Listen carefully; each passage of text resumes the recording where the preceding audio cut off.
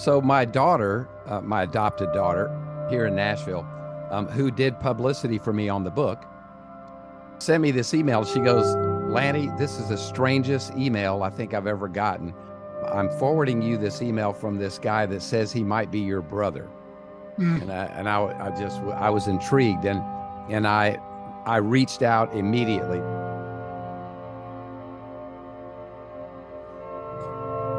Mr. Happy Living here, and I'm happy to be broadcasting from WITV 7 in the beautiful Queen City, Charlotte, North Carolina, USA. Hey friends, I'd like you to join me right now and just try to imagine how amazing you'd feel living the unique and distinct life you were put on this planet to live, doing work you love, with people you love, in places you love, and all the while creating something of real value to others.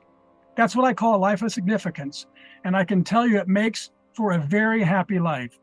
And so can my friends Lanny West and his sister Dori Stone. They're my guest stars today, and they're here to share an update of the unique and distinct journey that connected their lives of significance. Hey, Dori, welcome to the show, and Lanny, welcome back. Hey. All right. Okay, folks, we have a very special story to share with you today, a story that I'm calling Lieutenant Colonel Donald Downard's Wonderful Family Reunion. And for my involvement, this all started back in the summer of 2022 when I heard Lanny's story on the Jesus Calling podcast. And I immediately texted him. I said, hey, Lanny, I just listened to you on the Jesus Calling program. You're an absolute inspiration. I'd love to share your story on our Something Significant show. Happily, he said yes. So, Lanny, what do you recall about my cold call outreach to you and our first visit on Humble Hollow Farm in May of last year? When I did the Jesus Calling podcast, I knew that there were many people that listened to that, and I was just hoping that maybe 1 out of 1,000 that heard the podcast would be inspired and maybe pick up a copy of my book and be helped in some kind of way. And then I had no expectations of anyone reaching out to me in any way. And then there you were. I was going, what? Wow, that's incredible. So that set us on a great journey and an amazing friendship now that we have, and which is very exciting. So let's walk through that. So on our first visit, I recall we exchanged books. I gave you my book, Turning Inspiration into Action, Yep. And you gave me yours. It's called Father, Son, and the Unholy Road, The Dark, Twisted Truth of My Journey from Cocaine to Christ. So, Lanny, just give us a few minutes so the audience can understand what that book is about. It's a story of my life, which encompasses, it starts as far back as I can remember, and goes through my career in the entertainment industry and the debaucherous life that I led during that time. And it has a great payoff to it, which I try to tell people that while it is a story of my life, it is truly a story about the saving grace of Jesus Christ. Mm-hmm. And I was not inspired to write this book because I was going to be some kind of famous author and be on the New York Times bestseller list. I felt like if only one person came to faith in Christ, or one person reignited their faith in Christ through this book, then that was what he intended for me to do, regardless of the cost of putting the book together. But during the time of discovery and putting all the information together for the book, and this young man that helped me write the book, I felt the need to do some research and find out more about who my birth father was. Now, I had never met him. When I was 13 years old, I started drinking and was pretty much an alcoholic by the time I was 15. And my mother was, God rest her soul, I thought she was a loving person, but an angry person, and so one night I came home pretty blasted, and she decided that it was time to to to punish me even further. So she roughed me up a little bit, and then she started screaming at me that I was just like my father, a drunk and an abuser, and so that was the only thing I knew about him, other than one picture that she showed me at one time of him laying in bed holding me up, and she was in the picture, and so I was 2 years old. We were in Japan, and my mother was pregnant with my brother, and that is all I ever knew. And so, based on the two men that my mother married after she divorced him, I go, there's no reason for me to find out anything about this man. I'm seeing it, I'm living it, you know. But in my later years, and when this book came about, I did do some research, and I ended up doing some of the research on Ancestry.com, although I didn't do DNA. So I got as much information as I felt I needed to make me feel good and happy. And I did discover that his grave was in Bernie, Texas, and I did through my research know that his last wife was still alive, and that I had siblings out there. But I didn't want to knock on door. Hey, I think I'm your brother, you know, because I didn't want anybody to think I wanted anything. So that was how the book came about, and that's how I found out more about my father. But I kind of left it at that until I got this email from someone that said they may be my brother. That was Donny? Yeah. So Dori and Lanny, why don't you give the audience just a little flavor for how the little bit of information in the book, and I think there was a newspaper article, and how it started connecting the family together. Well, so, you know, Donny is my older brother, and he is great, and he is going to take on everything for everybody. So I think this was kind of going on a little bit before I got involved, but I'm on my way. Dori, can I interrupt you real quick? Is Donny the one with the what did he say? Voice for sign language and a face for radio? Yes. Okay, so the audience knows. He's a jokester. Not true. Not true. Guy, he's a jokester. Yeah, he is. Yeah, he is. Bring you on. Sorry. So yeah, so my husband and I were on the way to watch our two boys play. They're in high school football. We were on our way to the game, and I get a text from Donny that basically says, "Hey, I just got this book, and when I'm done reading it, I'll let you read it. You might be interested." And there was no preface before that, so I'm like looking at the title of this book, going, what significance of, like, what is he trying to say to me? You know, what exactly is going on there? And then he sends a picture of you know, the dedication that's got a picture of our dad. And he says, well, especially in light of this. And I was like, wow. I mean, I knew since high school, I think I found out before Donny that there were other siblings out there. I did a family history in high school, and my mom kind of just chimed in at the very end. You wrote it in story form, and she was like, hey, you know, you can say after 7 unsuccessful marriages, he's happily married. And I went, what? You know, and I didn't bring it up with Dad. I think for a long time he didn't know I knew.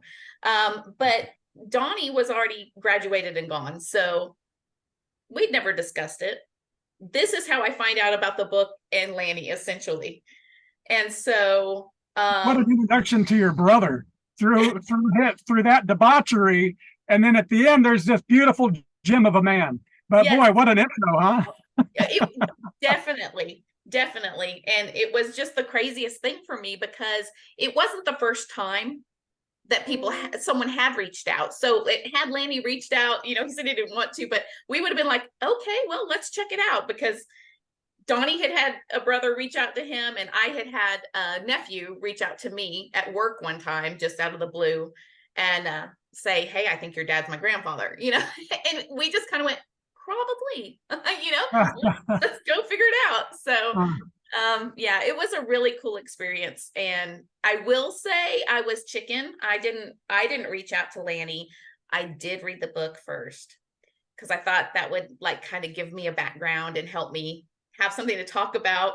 And then and then you said, I really don't want to get in touch with him. no, then I was kind of like, I'm the little sister. So some of that stuff I read, I was like, Well, I have to wait till it's not so fresh in my mind. it could have turned out really bad if she didn't finish the book. Right. She just got about halfway through it and said, I'm not going to read anymore. Yeah. Okay, so and Lanny, give us your memory of what it was like when Donny reached out to you and you started finding you had all these siblings out there, and you went down to Texas and met everybody. Just give us a couple of thoughts on that. So my daughter, my adopted daughter here in Nashville, who did publicity for me on the book, she sent me this email. She goes, Lanny, this is the strangest email I think I've ever gotten. I'm forwarding you this email from this guy that says he might be your brother. And I was intrigued, and I reached out immediately. But what I did in my email to him is I wanted to make sure that he wasn't some kind of jokester or rip-off artist. I asked him what his mother's name was.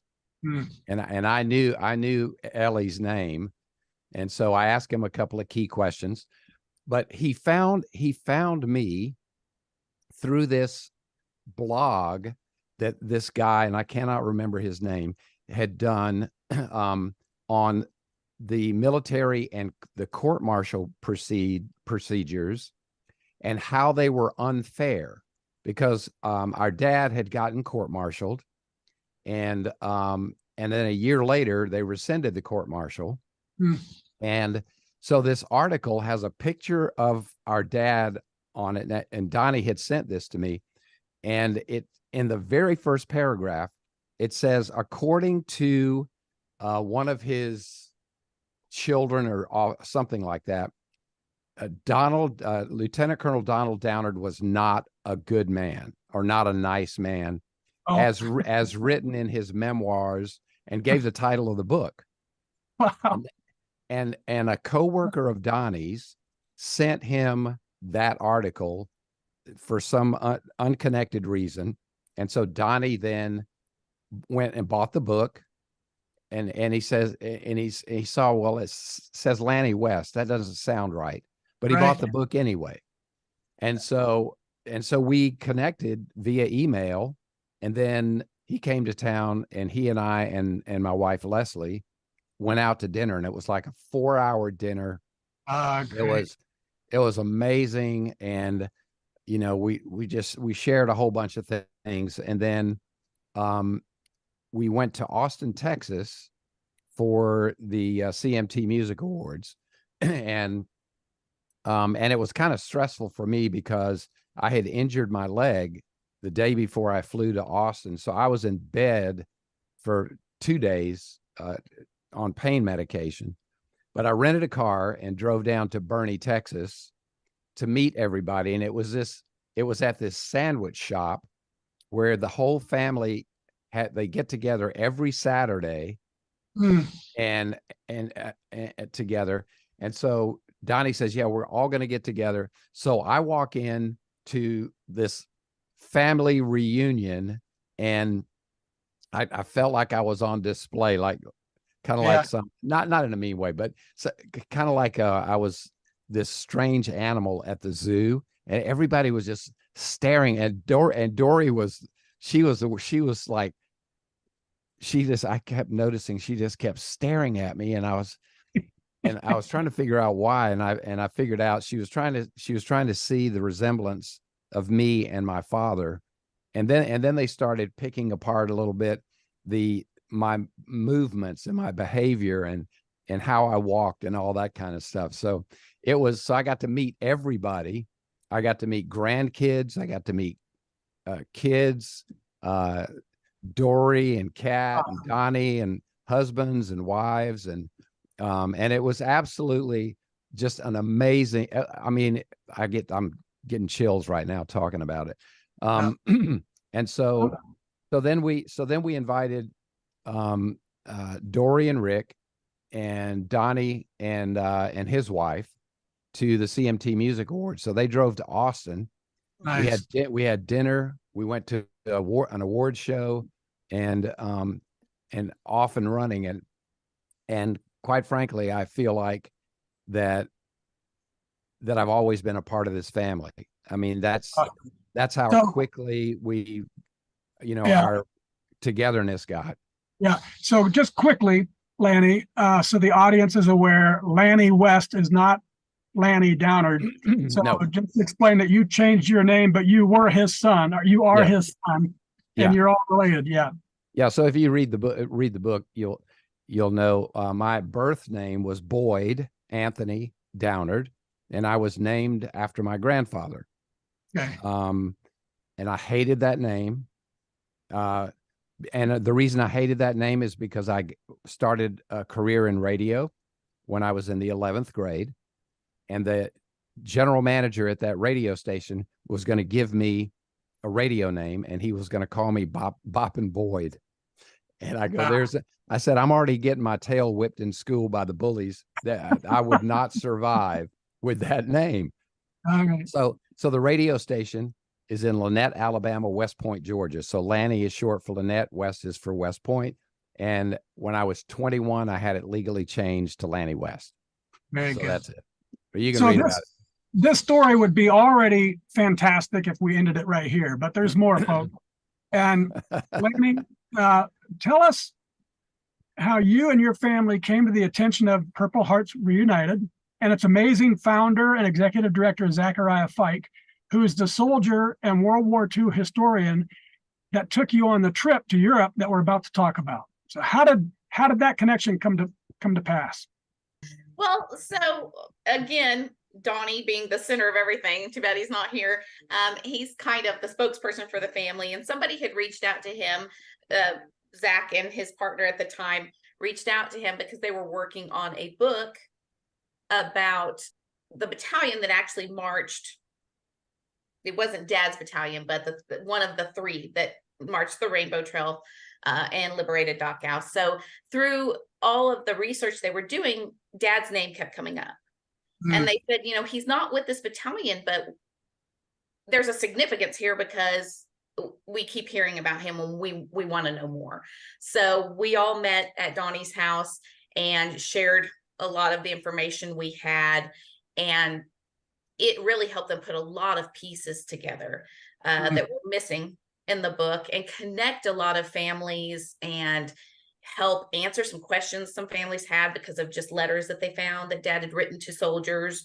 So it was a really great experience spending time with them and kind of going through all of that. And as they were going through that, they got really excited about Dad's journey and how he was involved with everything. And they started researching him. I think they were gone a week and they called my brother back and they were like, hey, we've just been immersed in Donald Downard for like the last week, and started talking more about how they had already done this trip once for Bud Goss, who is a surviving veteran of that battalion they were writing about. And they offered us the opportunity to do that. And so, I mean, that's just not something you can say no to. So, now I'm getting goosebumps. And well, just give 30 seconds, if you would, Dori, on what is the main purpose of Purple Hearts Reunited? What do they do? they return, like if they find any identification or any medals, whether they're like off in a antique store or somebody finds them lost, they hunt down either the family or the owner and return that to them. So it's really, especially in the case of the one we're involved with, you know, he was MIA. And so it kind of gives closure to these families. It's really, really a beautiful thing that he's doing. That's awesome. Okay, so we're gonna go over to Europe here, but try to give our audience, first of all, who went from your family. Just tell the audience, I think there was multiple generations. So just give us a quick rundown of who went over on this trip with you.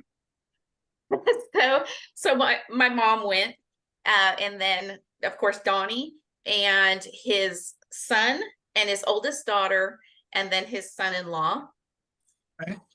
My sister Kate and her husband. Okay. My husband, and then my oldest son and my second oldest son. Awesome. So that's 3 generations, about a dozen people. Yeah, and dad passed before any of the grandkids got to know him. So it was great for them to Wow. see Yeah. this. Yeah. Okay. So I'm going to go in. I've got some questions about the trip, but before we dive into it, just let me start with you, Lanny, and then I'll go to you, Dori. What's one or two highlights of the trip for you as you reflect back on it today? Well, one of the big major highlights is getting to spend time with my family. And I mean, we drove hundreds and hundreds of miles in two vans.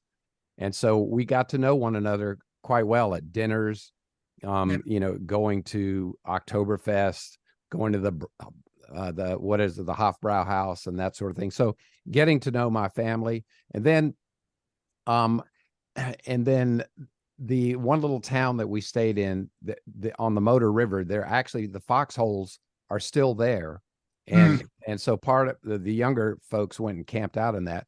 But I got to meet this delightful couple, Thomas and his fiance, Marianne, who are World War II historians themselves, and participated in making our experience so much better there because they had information. They actually had Jeeps that are authentic Jeeps that the military left behind, and they've refurbished them.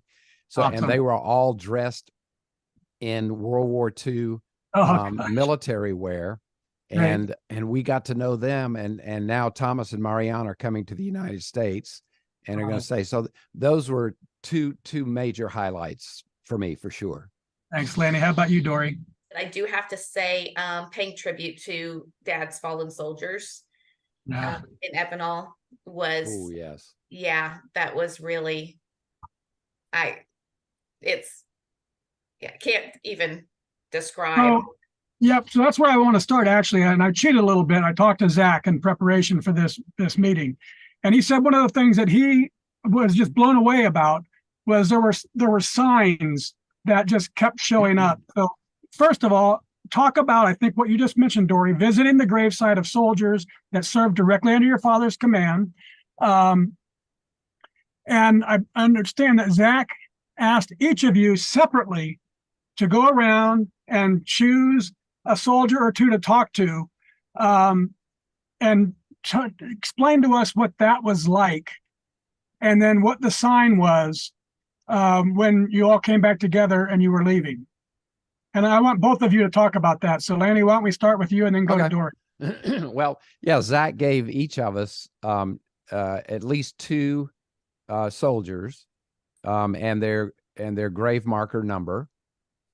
And so there are thousands of soldiers buried here, and the French are so respectful and loving to the Americans for what we did.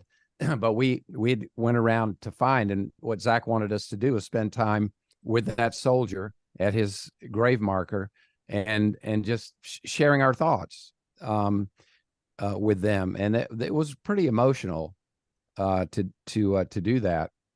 First of all, we kept seeing rainbows everywhere. So we're on the 40, is this right, Dori? The 42nd Rainbow Division.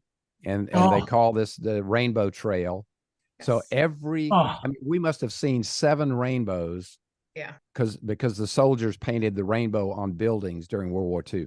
So anyway, so all of a sudden they start playing the national anthem and then taps. Yeah. Yeah. So the national anthem played, and we all respectfully, put our hands on our hearts. I thought that it was something that they did, every day. And then the other thing happened. Dori, go ahead. What was the other thing that played? Taps, right? Taps, yeah. And Zach said, this is one of the most incredible things that he's ever seen happen. He said they do not do this during the daytime. Yeah. They only do that when they are lowering the flag and at sunset. But here it is, 1 o'clock in the afternoon, and these things fire off for no reason at all. You told me it might have been a malfunction or what. They didn't really have an explanation for it, but there it was playing. Yeah. So, Dori, talk talk about the emotion that you felt? And then I'm also really interested, what did the kids think about this exercise? Oh, it was great. And it was so moving to see, to see his grandchildren paying respects to his soldiers, because Zach had mentioned that somebody in Dad's position wouldn't always have been that involved with some of those soldiers because of the difference in rank. But from his research and what we know about Dad, like, he knew every one of those guys. He knew them.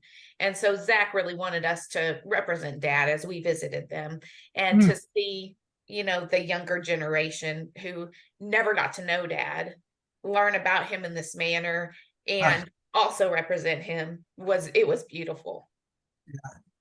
All right. So Zach told me that there was a storm coming before you were going to visit the foxholes that your dad was in, giving an excuse to keep you on schedule, because apparently there was great interest where you were, but you had a schedule to keep. And then he said the rain came, giving you an excuse to move on.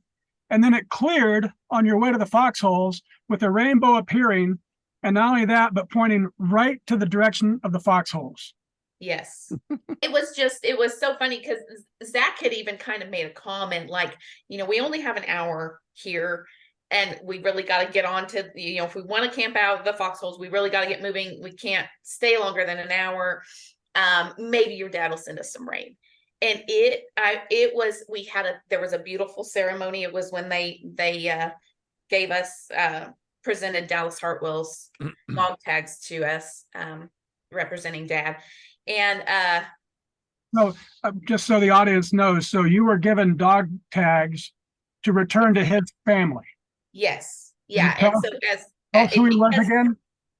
His name is Dallas Hartwell, and he has been missing in action. I think they're still researching some of that, but they had found his dog tags and were working to return them. And so as a representative of his commanding officer, they presented us with those dog tags.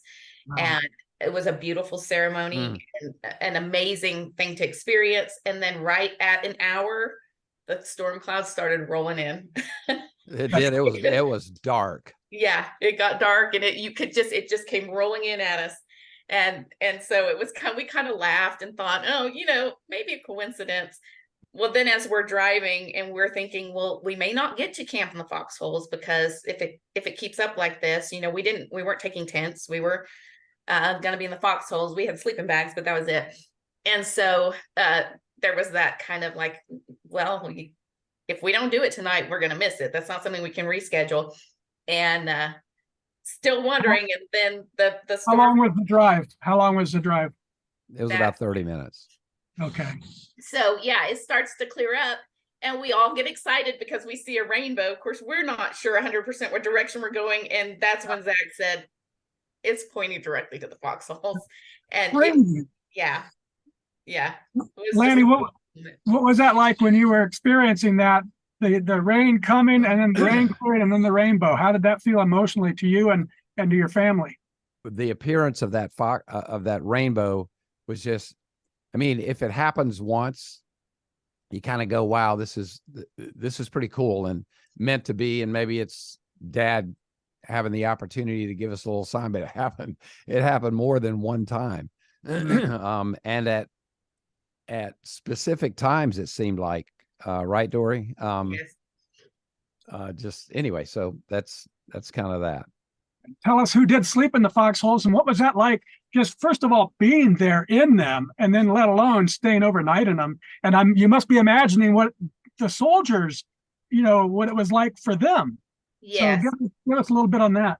Yeah, and Zach did just a great job making us really be able to feel as much as we could. You can't know what they were going through, but he really helped us everywhere we went to understand what it was like when they were there. And so, we got there and it was starting to get dark already. And as you can imagine, the foxholes were still there, but they had kind of filled in over time, so they weren't as deep as they used to be. So they handed us some shovels and said, start digging. That's great. I think the shovels were from World War II because they were pretty. But so everybody knows those foxholes were on one side of the Motor River, and the Germans were on the other side of the river in the line. And so there was a battle that lasted for quite a long time over there. One other interesting thing is that in those foxholes, a few years ago, they found a bracelet in the foxholes that belongs to a soldier. And that bracelet is being brought to the States by the young man Thomas, who was one of the historians that helped, put all that part of it all together. So anyway, so that was pretty cool. But we kept getting pictures during the night of them sleeping in these foxholes. We didn't sleep. We did not sleep. Awesome. But yeah, it was very cool. Zach sent a couple of the guys that were on the reenactment team kind of not across the river, but at least down through the woods a little bit, and just had them like talk, and they were kind of beating on the trees. And, he said, can you imagine they were here and they could hear the Germans speaking, digging, doing their thing. And, and it was maybe in the 50s, so we were pretty comfortable. But when the guys were there, it was Christmas time and after. So there was ice and snow, and they were in those holes hearing the enemy just going about their evening. Yeah. And by this time they were near the 30-day mark of not having showered or changed clothes since they landed. Wow. Yeah. So that leads me to my next point, which is also about how rugged and difficult it was, because I understand that Zach took you up a hike up hard mountain, and that you could feel how rigorous it was. So try to convey your thoughts, imagining your dad there with his unit carrying full gear and Germans shooting at him, and just compared to how rigorous it was for you with none of that going on. Go ahead, Lanny. For 71 years old, I'm not in too terrible of shape, but we get to this area, and Zach goes, we had to charge up the mountain, and when I tell you it was near, gosh, I don't know even what the degree of the slope was, but it was everything. It took everything I had to climb up the side of this mountain, and then just envisioning these young 19-year-old soldiers carrying 100 pounds of backpack weaponry and being shot at by snipers, being shot at by machine gun nests and so forth, going up this mountain. But Dad did his men, they charged up this mountain, and they kept pushing the Germans back and back and back and back, and they ended up clearing this whole mountain pass of the Germans. And it was, as Zach told us, that it was one of the battles led by our dad and his troops that was a turning point for us defeating the Germans.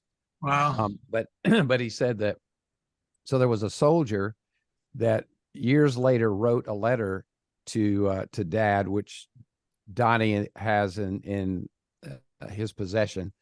And this letter was to this soldier got shot going up this mountain.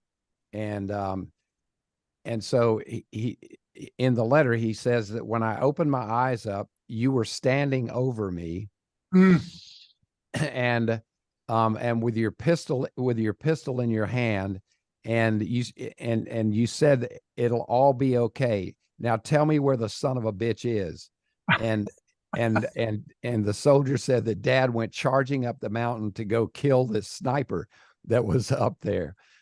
So wow. It was treacherous terrain. I can't imagine anybody climbing that with that gear, and how about this, and giving their lives for our freedom.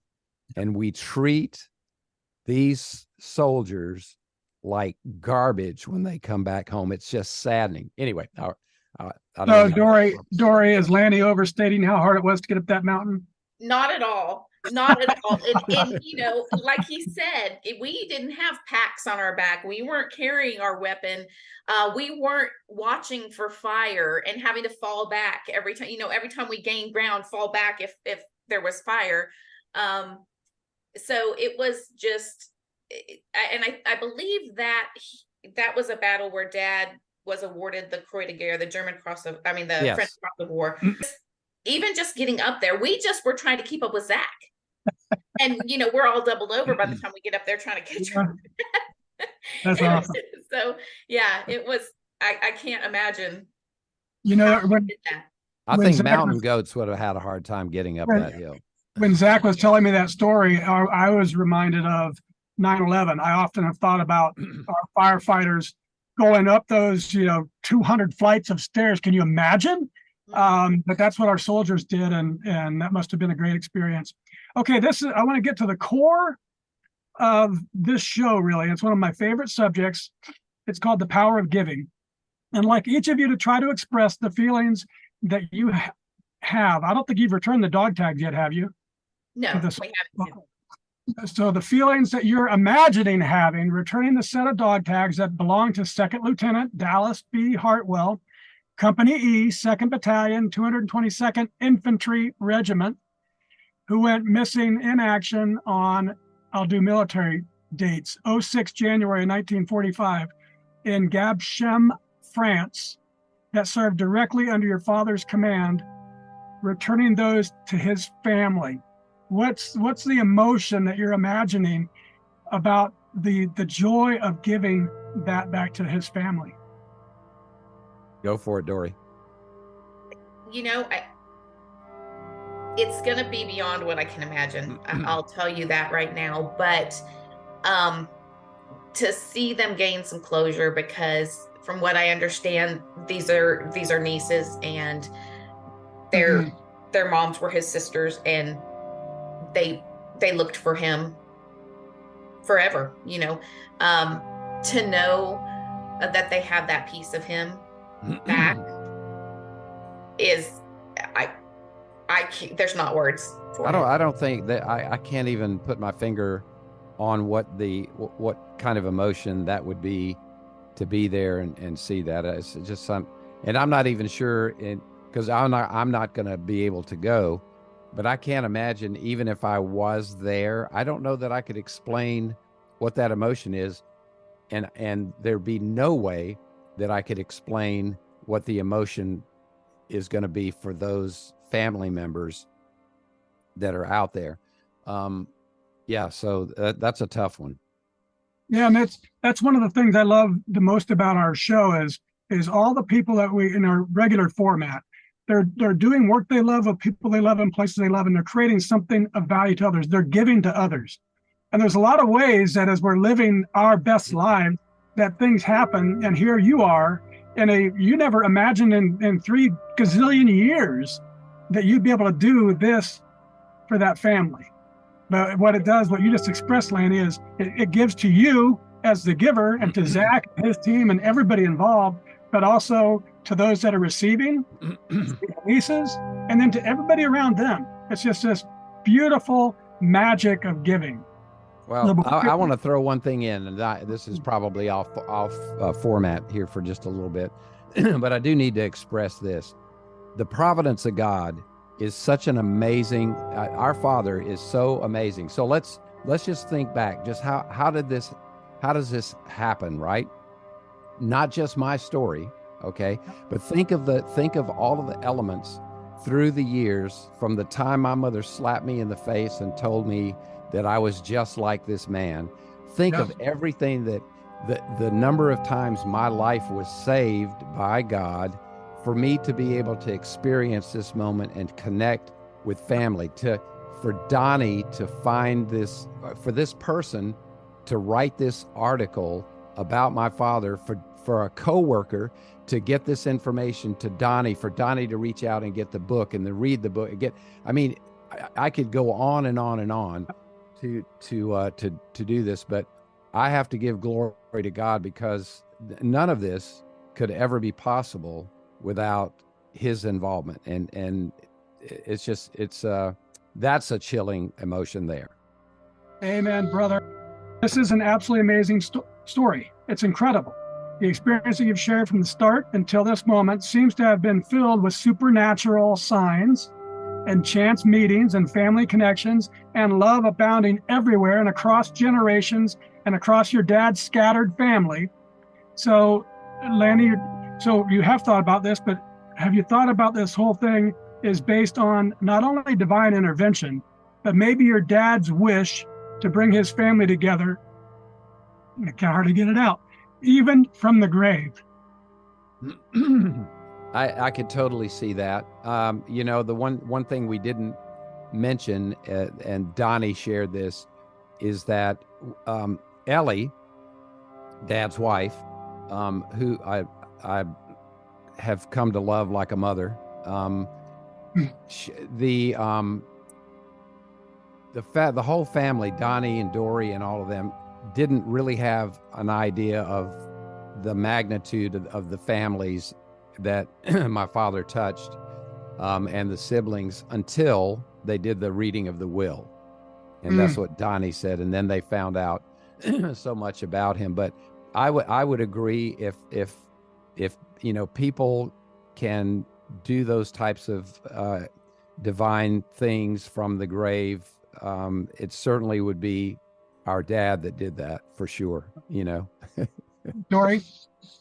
Yeah, no, I agree. That's you know, we've talked about that, and my sister and I, there's no way that if dad had the opportunity to reach out while he was still alive, that he wouldn't have. I mean, it's just, and it's uncanny to me that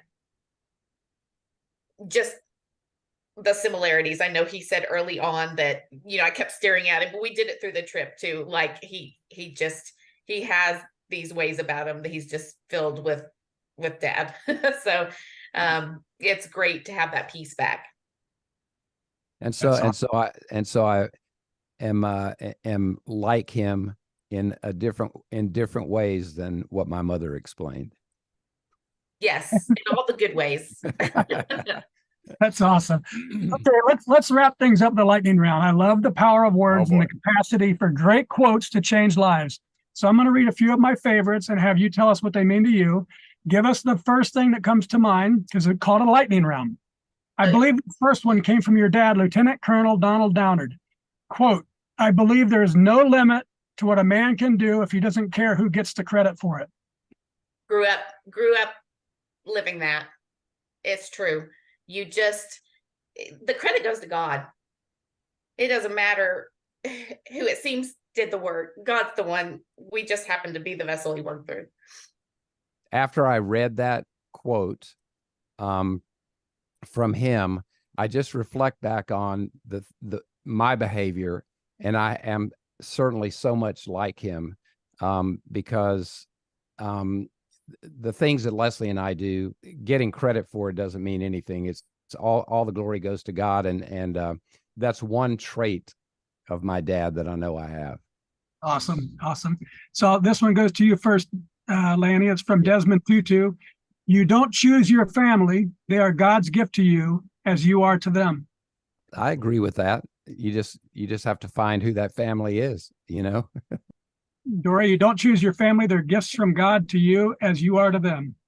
Yeah, it's so true. And like Lanny said, it's not always blood, but in this case, blood is what brought us together. And I was telling my son's fiance this morning, she was like, "Isn't that kind of weird? Like having a brother just out of the blue?" And I said, no, it's not. He filled a spot that I didn't know was empty. Yeah, that's great. This one's from here. Awesome. This one's from David Ogden Stiers. He says, quote, "Family means no one gets left behind or forgotten." Start with you, Dori. I mean, that is what it is. That's exactly right. I mean, if you can't count on anybody, you can count on your family. I agree with that 100%. And that's what our soldiers do. That's what our father did. You know, no one gets left behind. And and certainly not a family member. And you do all that you can to protect that relationship. Yeah. This one's from Heidi Swap. Generations pass like leaves fall from our family tree. Each new season blossoms and grows, benefiting from the strength and experience of those who went before. Start with you, Dori. Oh, give me the hard one. Yeah, I mean, there is so much, and I can say honestly, you know, growing up the way I did, my mother and father were 29 years apart. So I was raised with multi-generations, and that's what enriches your world and your life. And sometimes I think the people that are lost in this world have lost that connection to where they came from. Yeah. Lanny? See, for me, I had no family. My mother and I had a horrible relationship. I ran away from home at 17, and I had no mentor in my life at all. And I kept seeing these families that I was growing up around that, you know, you go over and they have a meal around the dinner table and everybody's interacting and there's such love and beauty, but I didn't have the opportunity to experience any of that. On this trip, I knew that I was not going to, that I would know more about my father from a military standpoint, but the only way that I can know anything about him as a father, as a husband, was to gain that knowledge from Dori and my newfound family. And so I always wanted a sister, and now I got one. And I didn't need another rotten brother, but I got one. Don't tell him I said that. The show's being recorded, Lanny. Oh, and I have a family. Although we're not in close proximity to one another, we're just a Zoom call or a phone call away. So that is it's now my family, you know. So this one comes from an unknown author, but feels relevant to your wonderful family reunion. Trees without roots fall over. Amen. They do. And I nearly fell over after 65 years.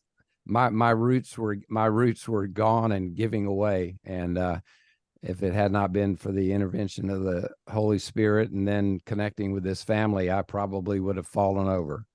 Wow. What about you, Dori? It's true. I mean, you know, you cut down a tree, if you don't get down to the root, it grows right back, and you can crumble, but you're going to come back from the roots. That's the reverse of it. Perfect. I love it. Yeah. Last one from Colossians chapter 3, verse 14. And over all the virtues, put on love, which binds them all together in perfect unity. Amen. It all starts with love. What is the first great commandment? Love God with all your heart, mind, and soul. And the second one, right, is as important. Love your neighbor as you love yourself. So love is everything. And without love, there's nothing. Yeah. Dori? Yeah. I, over my years of life, I've had my ins and outs trying to figure out God. I was always pretty strong in my faith, but I'm natural questioner. So it's funny. I just always reverted to, I would tell people sometimes that love was my religion, because I knew if I didn't know the answer, the only answer there was love, and that was going to fix it. Let's go through love. And well, the world needs more of it. Yes, sir. Yes, ma'am. So now, folks, it's your chance to give a little love. If you can hear my voice and you were inspired by today's show with Lanny West and Dori Stone, and although he's not here, their brother Donny Downard was here as well, please share some love with our magnificent broadcast team by giving what you can to WITV7. They're a 501c3 charity on a mission to educate, empower, and encourage. They do good works with your kindness. Lanny and Dori, I love that you've continually said yes to exploring each new step of your dad's Lieutenant Colonel Donald Downard's wonderful family reunion. kept saying yes. And I admire your dad for his heroic service to our country and his powerful will to bring his family together even after his death. And I'm super happy that you've shared your amazing story of love and resilience of family bonds on our show today. So will you each take a minute or two and share any parting remarks you'd like to leave with our audience? Dori, why don't you go first? Oh, Lanny's so much better at going first. This was an experience, and I don't just mean the trip. I mean, from the moment we knew Lanny was out there, my life has been different. And it's been a great experience. Donny is already a great big brother to me. He always has been. But the love that Lanny brings when he comes in a room is just amazing. I love you, Dori. Lanny, wrap us up. I had something in mind that I was going to say, and Dori motioned it right out of you. Yeah, thank you, Dori. I appreciate that. Finding family. Look, my best friend is my wife, and I have friends out there, but I don't know that I have super best friends. But with finding my family, who I didn't know was there, I feel that there's an amazing bond and love that is filling a hole that I didn't even know was there. Mm-hmm. I kind of knew it was there, but I didn't realize it was quite that big.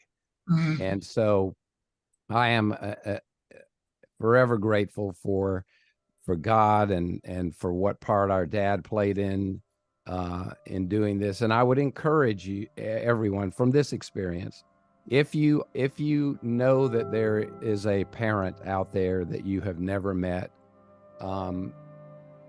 I encourage you to take the steps to connect, regardless of the pain that there may be, but connect. I did in a way, but I didn't go full bore, and see, I could have left it. I could have left it and all would have been okay, but God was not going to have any of that. And so he pressed on and pressed it, and we have now connected. So I'm excited about that. And Dori, I love you, and Donny and Kat and Ellie and everybody. And I got to meet grandkids and awesome. Nephews and nieces and stuff like that. And they are smart and loving and beautiful children. Awesome, awesome, awesome. Thank you, Lanny, and thank you, Dori, and thank you, Donny. I also want to thank WITV7 for hosting and promoting our show so we can keep interviewing inspiring guest stars like Lanny and Dori and reaching folks just like you ready to create your own extraordinary lives. And most especially, thank you, viewers and listeners. You can go buy Lanny's book, Father, Son, and the Unholy Road at Amazon.com. And you can go to Purple Hearts Reunited at purpleheartsreunited.com and then connect with Lanny or Dori or Donny to let them know how their amazing family story has impacted you. You can reach them through the contact page at tippingpoint.coach. That's tippingpt.coach. All one word, tippingpt.coach. And from me to you, dear friends, I love you, and I want you to be really, truly, deeply happy. So go to happyliving.com right now and take our happy quiz, because measuring your happy helps you focus your attention on it, and focusing attention on it brings change and learning and improvement all to flow right into your life. And once you take the quiz, then please give some thought to what we can do together, you and me, to improve the happy of your world, one person at a time. Till next time, I'm Matt Gersper. You are awesome, and this is the Something Significant Show.